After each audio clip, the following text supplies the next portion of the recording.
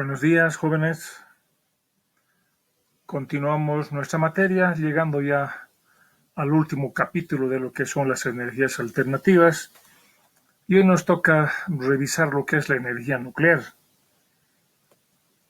Increíble, la energía nuclear es uno de los métodos más eficientes y limpios para obtener energía eléctrica a través del aprovechamiento de una reacción nuclear controlada.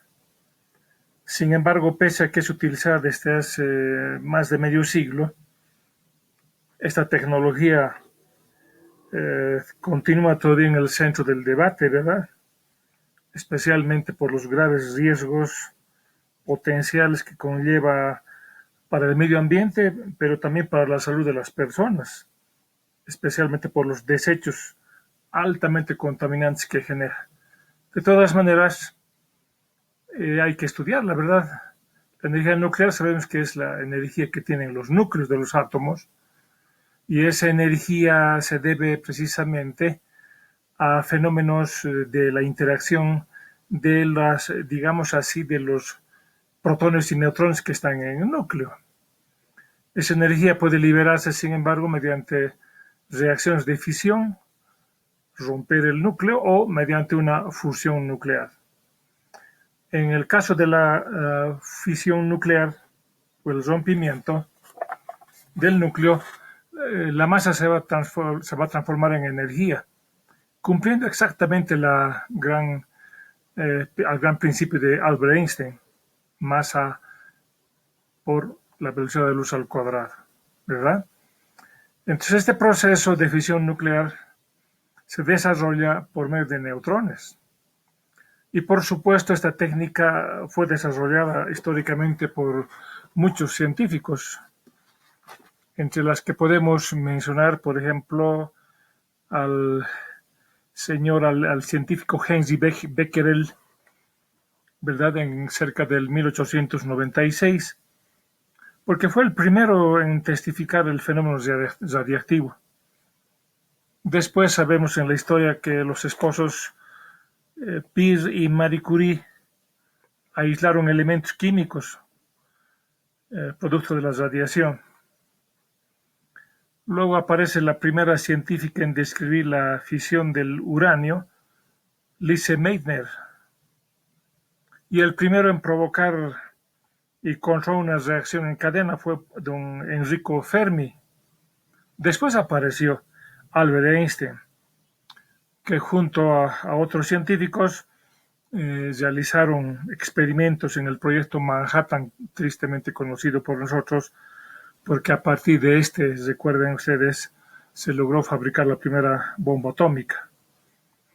Bueno, este proceso de fisión nuclear o descomposición del átomo se explica la energía particularmente que debido a que los protones sabemos bien que tienen carga positiva y siempre tienden a repelerse.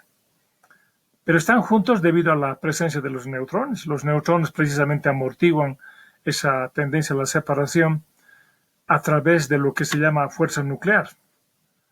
Es interesante darnos cuenta que esta fuerza nuclear es tan poderosa, 100 veces mayor a la fuerza de repulsión de los protones, ¿verdad?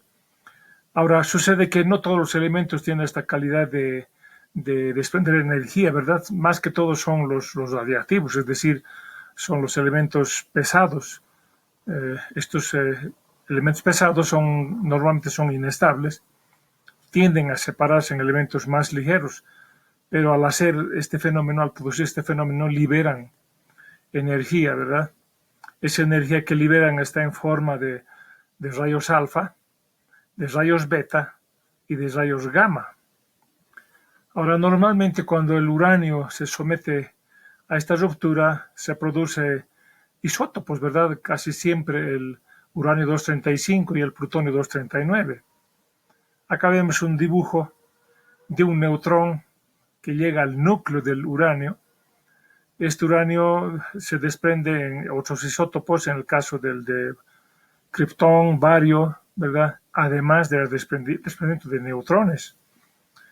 Estos neutrones, sin embargo, también van en busca de otros núcleos, consiguiendo también la fisión de estos, y este es el proceso denominado la reacción en cadena, que sabemos bien. Ahora, por supuesto, hay que tener en cuenta que la fisión del caso del uranio no solo produce pues los isótopos de kriptón y bario, sino alrededor de 100 isótopos más. Bueno, respecto a la reacción en cadena, una posible fisión sería esta: el uranio 235 más el neutrón, ¿verdad? La rompe y se producen, para mencionar simplemente como ejemplo, al bario y el kriptón, pero además produce 3 neutrones nuevos. Pero en este proceso se desprende una cantidad de energía increíble, ¿verdad? De 2.15 por 10 a la 13 kilocalorías, cerca de 200 megaelectrovolts. Es impresionante, y eso solamente con 1 kilogramo de uranio. Bueno, entonces, por supuesto que hay que tener en cuenta que la fisión digamos, de un solo átomo de uranio va a producir muy poca energía. Por eso es que hablábamos de la reacción en cadena, ¿verdad? Porque ahí sí se va a producir una enorme cantidad de energía, ¿verdad? Bueno, entonces, este calor que va a producir la reacción de fisión se aprovecha para producir vapor en una central térmica. Y con el vapor, ya saben ustedes, se va a poder conseguir la producción de electricidad.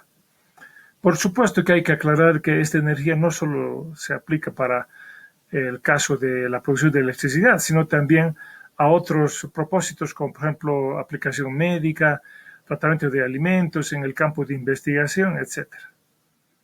Bueno, hay que saber, sin embargo, que el uranio natural tiene 3 isótopos en realidad: el U-238, el U-235 y el U-234. Pero el último, vean, es prácticamente despreciable. Entonces, lo que se considera es que estaría formado simplemente por el U-235 y el U-238. Respecto al combustible nuclear, ya dijimos que son elementos de alto peso molecular. Ejemplo, no solo es el uranio, puede ser el plutonio, también el americio. Y una característica de estos elementos es que tienen un número impar de neutrones. De estos, el de mayor aplicación, por supuesto, es el uranio. Si bien estamos identificando 2 isótopos simplemente, el 235 y el 238, el único fisionable es el U-235, porque el U-238 no se fisiona, sino que absorbe los neutrones térmicos. Ya vamos a ver a qué se llaman neutrones térmicos, son aquellos que causan la fisión nuclear. Pero si son sometidas a la acción de neutrones rápidos, puede también fisionarse el U-238 produciendo plutonio, ¿verdad? Y el plutonio producido ya es fisionable. Entonces, por ejemplo, el plutonio acá, con un neutrón también va a producir otros isótopos, varios núcleos, X y E, estamos generalizando, neutrones más energía. Y la energía, vean, es también muy grande, 435 por 10 a la 9. Por eso es que esta energía normalmente se fija en las grandes potencias para fabricar armas atómicas. Bueno, pero no solo el problema de los famosos núcleos X y E es que son altamente reactivos. Por ejemplo, el caso del kriptón, el isótopo kriptón, que es gaseoso, es altamente contaminante para la atmósfera. Bueno, entonces habíamos hablado de neutrones térmicos. Lo que pasa es que cuando se rompe el núcleo de U-235, desprende neutrones, pero a una velocidad gigantesca, ¿verdad? Estos neutrones. Entonces, para que puedan ser aplicadas en la fisión y en cadena, necesitan disminuir su velocidad, necesitan ser frenados, y para eso utilizan moderadores. Entonces ya son los neutrones lentos o térmicos con los cuales se va a poder conseguir controlar la reacción, y de esta forma se va a producir la reacción en cadena controlada. Respecto a la masa crítica, es una definición a la cantidad de material fisible, ¿verdad? O a la cantidad del combustible nuclear, pero en condiciones óptimas. Así se puede lograr una reacción en cadena. Entonces, por ejemplo, para evitar explosiones instantáneas, se debe controlar la masa crítica de uranio, ¿verdad? Bien. Entonces, acá vemos de que normalmente en los minerales la composición del U-235 es muy bajita, ¿verdad? O sea que nosotros, además de que tiene otro tipo de impurezas. Así que para poderla enriquecer, particularmente al U235, que apenas tiene 0.7 en concentración, es necesario el enriquecimiento. Entre los minerales más conocidos están la uraninita y la pechblenda, ¿verdad? Bueno, pero queremos, por supuesto, después aumentar la concentración desde 0,7 hasta, quién sabe, 3 al 5%. Acá hay fotografías, es la uraninita, es otra forma de uraninita con otra coloración, y esta es la pechblenda. Bueno, el proceso de concentración del mineral se basa en dos etapas: el pretratamiento y el enriquecimiento del anterior producto que se consigue del pretratamiento. Respecto al pretratamiento, el mineral, por supuesto que tiene varias impurezas. Estamos hablando simplemente de una concentración del 0.77. Lo primero que se hace es someter a una molienda hasta conseguir más o menos unos 2 milímetros en el tamaño de grano.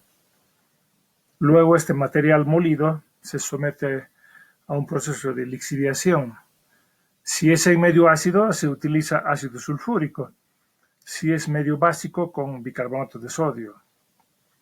Después se separan las impurezas mediante filtración, también intercambio iónico, y se llega a la extracción, pero la extracción se hace con solventes orgánicos. Normalmente se utilizan aminas disueltas en queroseno. Luego se consigue la precipitación de impurezas, ¿verdad? Esa precipitación se realiza en dos etapas. Primeramente se hace reaccionar con cal y luego se hace reaccionar con un reactivo de amoníaco. Entonces se obtiene el diuranato amónico. Ese diuranato amónico se somete a un secado entre 400 a 500 grados centígrados para lograr un precipitado denominado yellow cake o torta amarilla. ¿De acuerdo? Ese yellow cake es este. Aquí hay una fotografía más bien. La coloración que tiene explica aquello. Este ya tiene en cantidad del total un 80% de uranio. Bueno, después, por supuesto, hay que hacer el enriquecimiento, la segunda etapa. Y esta segunda etapa, por supuesto, requiere de la aplicación de técnicas especiales. Así, por ejemplo, el de la método de difusión gaseosa, el método de la centrifugación y el método láser. En el caso de la difusión gaseosa, este tipo de proceso se basa en la diferencia de masas. Tenemos que saber que el uranio 235 apenas es 1.26% menos pesado que el uranio 238. Bueno, de todas maneras, el hielo que he obtenido se la somete a una gasificación a 800 grados centígrados y esto se convierte en un polvo verde de dióxido de uranio. Después se hace reaccionar con gas de flúor y también con ácido fluorhídrico para obtener el uranio flúor 6, el hexafluoruro de uranio, ¿verdad? Esta sustancia es gaseosa y se la somete a una difusión por membranas. Son membranas finísimas y después de la separación, porque por supuesto las membranas van a separar al U235, ¿verdad? Se lo va a poder condensar, enfriar y solidificar. Esto se hace, por supuesto, en plantas químicas especiales, hasta que obtenemos el dióxido de uranio ya en polvo. Después se la somete a una compactación para formar las pastillas de dióxido de uranio enriquecido. Por supuesto, lo que se podía alcanzar es de 3,5 normalmente, ¿verdad? En una primera etapa. Bueno, acá estamos hablando entonces de los pellets. Esos pellets que estamos mencionando tienen una dimensión de 8 por 12 milímetros más o menos, son pequeños cilindros. Hay que tomar en cuenta que, por ejemplo, cerca de 8 pellets formados por uranio de U235 de 3.5% va a producir una energía, digamos, la energía que se consume en un domicilio durante un año, con 8 pellets simplemente. Bueno, acá tenemos el dibujo de la separación por membranas. Esta membrana, les decía, es muy fina. Entonces entra por acá el hexafluoruro de uranio a alta presión, pasa por la membrana, ¿verdad? Y va a separarse, de a poco se va a concentrar más bien el uranio 235. Bien, el método de centrifugación es un método que consiste en introducir el hexafluoruro de uranio en un cilindro giratorio. Este cilindro es bastante alto, tiene de 3 a 5 metros de altura y un diámetro de 20 centímetros. Y entonces empieza a girar el cilindro interior, ¿verdad? Y la fuerza centrífuga que desarrolla va a empujar al U-238, que es más pesado, sabemos, hacia afuera del cilindro y va a caer hasta el fondo de los cilindros para poder separar del mismo. En cambio, el U-235 va a quedar acá en el centro y por el calor irradiado se va a calentar y por este fenómeno va a subir para salir por la parte superior. Bueno, este proceso, por supuesto, que se realiza muchas veces en paralelo. Acá está un dibujo, ¿verdad? El primer proceso de centrifugación, sale por la parte superior, entra al segundo cilindro, sale por la parte superior, etc. Y entonces es necesario aplicar muchos procesos, muchas unidades de centrifugación. Así, por ejemplo, si quisiéramos nosotros obtener un enriquecimiento hasta de un 20%, se requerirían más o menos 1500 centrifugaciones. Entonces realmente es muy costoso, moroso hacer esto, porque si bien estamos hablando de fenómenos de alta tecnología, aún no se ha terminado, ¿verdad? Porque, digamos, de mejorar el proceso. Actualmente lo que se está haciendo es mejorar este proceso mediante el calentamiento de los cilindros rotatorios. Ese método se denomina el método SIPE y está utilizándose actualmente en Corea del Norte y Pakistán. Bueno, entonces, actualmente todavía se sigue haciendo muchas investigaciones y algunos ya se están aplicando con mayor eficiencia, pero eso ya es el secreto de las grandes potencias que no nos van a dar seguramente la fórmula. Otra metodología interesante es el método de excitación por rayos láser, donde hay una excitación de los isótopos de U-235, ¿verdad? Entonces vamos a ver que se va a cargar positivamente por el efecto del rayo láser. En cambio, el caso del U-238 va a separarse a través de un campo eléctrico de signo negativo, ¿verdad?, causado por estas placas, y van a poder separarse. Entonces, este método que se le conoce como célula M-Ellis isótope es el que se está utilizando con mayor éxito en el planeta. Bueno, para tener una idea del rendimiento, para obtener 1 kilogramo con una concentración del 3% de U-235, necesitamos procesar 5.479 kilogramos de uranio. Vean, apenas 1 kilogramo lo sacamos de producto. El resto, bueno, no es todavía, no alcanza la concentración correspondiente. Respecto a los grados de enriquecimiento, existen normalmente 3 grados de enriquecimiento. El uranio HEU, que es el altamente enriquecido, este HEU viene del nombre en inglés, se está refiriendo al uranio que tiene una concentración en U-235 mayor al 20%. Cuando es mayor al 85% es el que se utiliza para armas, ¿verdad? Las bombas atómicas y demás. En cambio, si tiene mayor al 50%, este ya sirve para la propulsión nuclear marina, los famosos submarinos nucleares. Después tenemos el de bajo enriquecimiento o LEU, que es menor a 20, ¿verdad? Normalmente vemos acá cuando es del 3 al 5%, ya se utilizan reactores de agua ligera como el LWR, que lo vamos después a describir, específicamente para la producción de energía eléctrica. Y como tiene esta concentración no muy elevada, no tiene riesgos de explosión este reactor nuclear. Después, si se quiere aplicar para reactores de investigación, entonces se hace, por ejemplo, la concentración del 12 hasta el 19,75%. Luego viene el uranio ligeramente enriquecido, el CU, ¿verdad? Que en este caso ya se consiguen enriquecimientos del 0,9 al 2%. Estas son las que se utilizan, por ejemplo, en un cierto reactor que se denomina CANDU, también para la producción de energía eléctrica. Entonces, acá ya vemos algo interesante del reactor nuclear. ¿Dónde se hace este tipo de proceso? Se supone en un reactor nuclear. Entonces es el tanque, es el recipiente donde se realiza esto, donde además se hace un control y un mantenimiento de las reacciones de fisión nuclear en cadena, que se van a producir en su núcleo, ¿verdad? Para propósito de producir calor. Tiene elementos principales, por supuesto, el combustible nuclear, el moderador, los elementos de control, el refrigerante, el reflector y el blindaje. Si vamos a hacer una descripción, primeramente tendríamos que hablar del combustible nuclear. Y hemos visto que el combustible nuclear está constituido por el uranio enriquecido, el U-235, ¿verdad?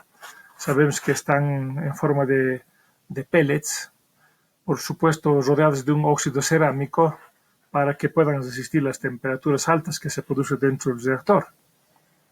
Estos pellets se introducen en tubos metálicos fabricados de circaloy, que es una aleación. Normalmente tiene una longitud de 4 metros y 1 centímetro de diámetro. Después se cierran los extremos, se supone la barra ya herméticamente cerrada, formando barras, y además que se acomodan después de 100 a 400 barras, alcanzando peso hasta de 300 kilogramos, para formar acá todo este elemento que es un conjunto de las barras para poder, alimentar de mejor forma el reactor. Por supuesto que esta disposición que estamos mostrando facilita la carga y descarga del reactor. Internamente tiene una distancia óptima entre barras, estas barras, ¿verdad? Para asegurar el paso del agua. El agua actúa como refrigerante. Estas barras de circaloy es una aleación de circonio con trazas de estaño, hierro, cromo y níquel. Este material es altamente resistente a la corrosión. Tiene una alta conductividad térmica, excelente resistencia mecánica. Y otro detalle, además, como se cierran sus extremos, retienen en su interior los gases que se puedan producir en la fisión para impedir precisamente la contaminación, en este caso del refrigerante. Después hablamos del moderador. Les decía en el principio de que para que tengamos las reacciones de fisión necesitamos que los neutrones sean lentos o térmicos. Una vez que se produce la fisión, los neutrones que salen disparados son rápidos, alcanzando velocidades increíbles hasta de 20.000 kilómetros sobre segundo. Entonces, cuando tienen que frenarse, tienen que pasar por los moderadores para alcanzar una velocidad de 2.2 kilómetros sobre segundo. Entonces, cuando tienen esta velocidad, se denominan neutrones térmicos o lentos. Entonces, con esta velocidad ya hay mayor probabilidad, por si acaso, de fisión, alcanzando los núcleos de U-235, ¿verdad? Y muy pocas a las de U-238.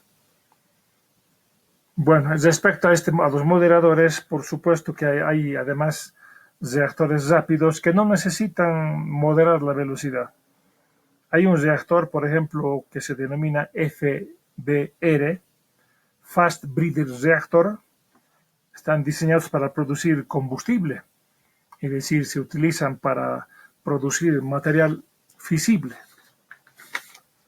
Bien, entre los moderadores hay líquidos, ¿verdad? Como el agua ligera, que puede actuar como moderador, también como refrigerante.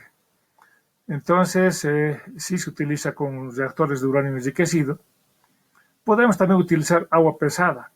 Sabemos que el agua pesada está formado por dos átomos de deuterio y uno de oxígeno, ¿verdad? Entonces, el agua pesada va a frenar y va a absorber neutrones en menor proporción. Bueno, se utiliza también el agua pesada con reactores que utilizan uranio natural, y para uranio Leu levemente enriquecido. Acá tenemos más o menos un dibujo donde vemos el caso de la actuación del agua. Estas son las bases de U235, ¿verdad? Entonces vamos a ver acá, el agua va a circular entre las barras, ¿no? Y además vamos a ver acá una barra de combustible. Bueno, el agua va a actuar como refrigerante, como moderador. Sin embargo, también hay moderadores sólidos. Están formados de grafito, cadmio, boro, berilio. Por ejemplo, el caso del grafito está formado, se supone, por carbono puro. Tiene un poder moderador 4 veces inferior al del agua pesada. Por eso es que el reactor es de mayor tamaño, ¿verdad? Acá estamos viendo el moderador. Estos son las bases del moderador, ¿verdad? O bases de control. Acá están las varillas de combustible. Bueno, esos moderadores sólidos se introducen como bases de control. Acá están las bases de control que están instaladas en la parte superior del reactor atómico y de forma automática, para poder controlar la energía desprendida acá por el combustible, van bajando de forma intercalada a las bases de combustible. O sea, cuando las bases de control llegan hasta abajo, se supone que detendría totalmente la reacción en cadena, ¿verdad?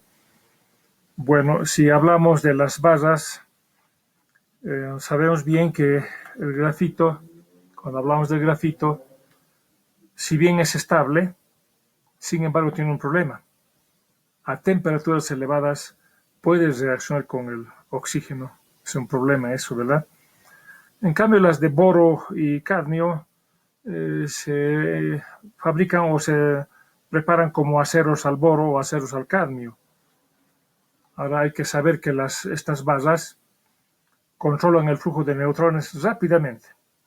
Por eso les decía que si bajan hasta el fondo del reactor, van a detener completamente la reacción, pero solamente se hace eso en caso de emergencia.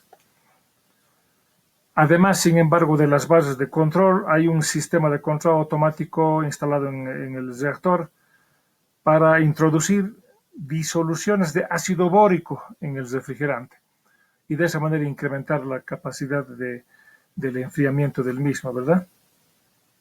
Bueno, entonces hay que saber diferenciar. En este caso, el moderador disminuye la velocidad y las bases de control absorben neutrones. ¿Ya? Moderador, refrigerante. Si hablamos de refrigerante, estos materiales más bien son los encargados de transportar la energía térmica, ¿verdad? Que está ganando del reactor. O sea que al mismo tiempo va a tener un efecto refrigerante, evitando el sobrecalentamiento. Hay que saber que en el núcleo la temperatura puede alcanzar, en el núcleo del reactor se supone, puede llegar a temperaturas de 1700 grados centígrados. Pero bajo ningún concepto se debe alcanzar esta temperatura, ¿verdad? Porque si no, habría problemas ya de peligro de fusión. Por ejemplo, la fusión de las pastillas que están dentro de las bases de combustible pueden fundirse a 2800 grados centígrados. Bueno, entonces tenemos refrigerantes líquidos, y hemos dicho, agua ligera y agua pesada, ¿verdad? No solo actúan como sistemas moderadores, también como refrigerantes. Sin embargo, también hay refrigerantes gaseosos como el dióxido de carbono y el helio. También se puede utilizar el sodio, metal de bajo punto de fusión. Cuando el refrigerante sale normalmente del núcleo, alcanza temperaturas mayores a 300, cerca de 315 grados centígrados. Entonces, con esta temperatura es que se va a lograr después el cambio de fase del agua a vapor en un intercambiador de calor, que lo vamos a describir cuando veamos a los reactores.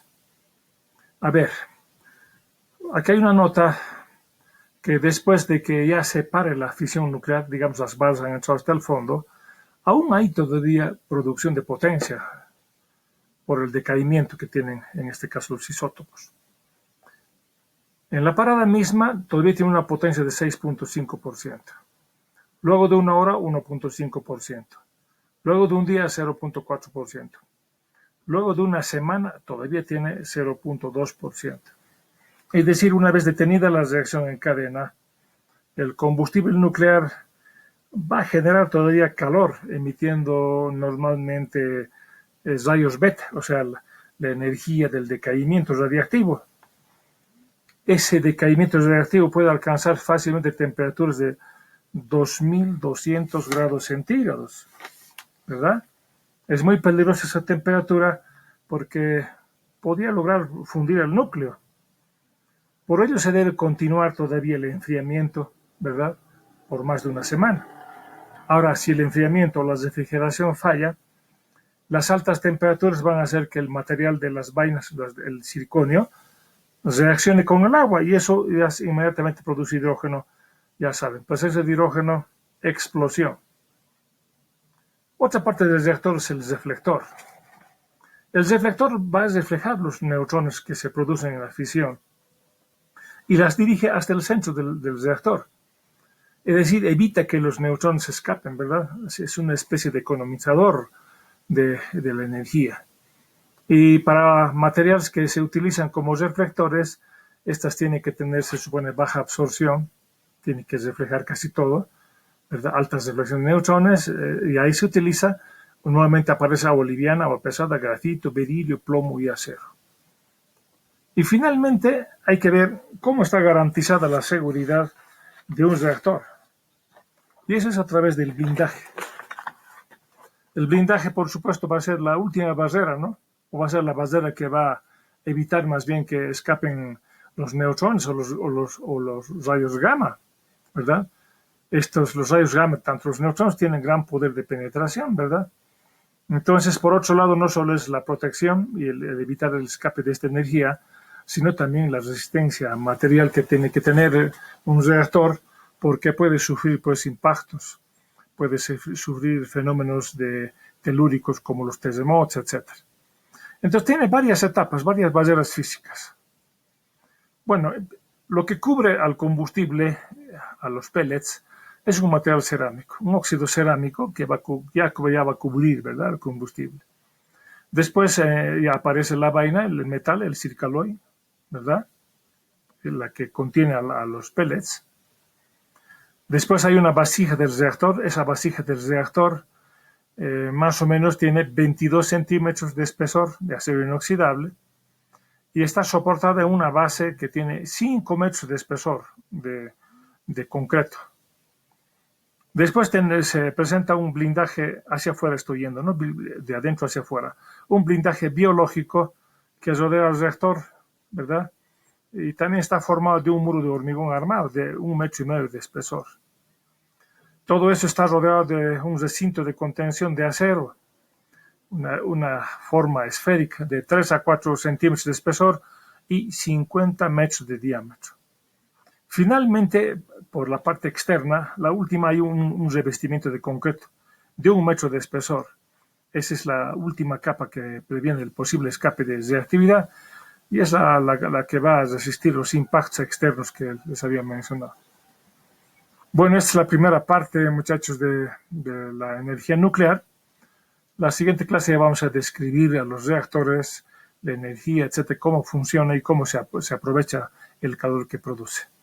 Bien, una clase más, jóvenes, y vamos a acabar la parte de energías alternativas, les decía, y empieza y se va a dar el examen, primer parcial sobre toda esta parte. Así que a estudiar, jóvenes.